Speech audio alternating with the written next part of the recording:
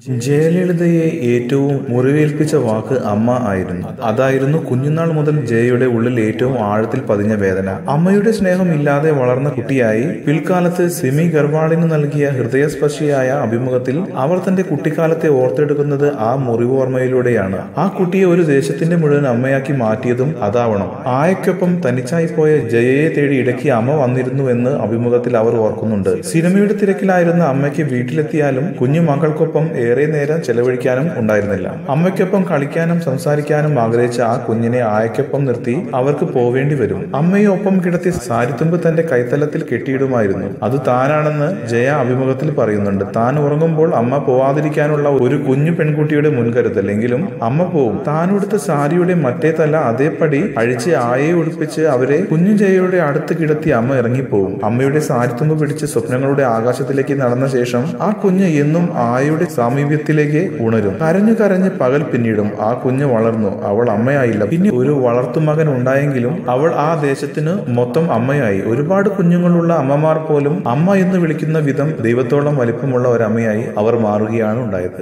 കൂടുതൽ സിനിമാ വാർത്തകൾക്കും വിശേഷങ്ങൾക്കും ഇപ്പോൾ തന്നെ സബ്സ്ക്രൈബ് ചെയ്യൂ മലയാളം ക്രിയേഷൻസ്.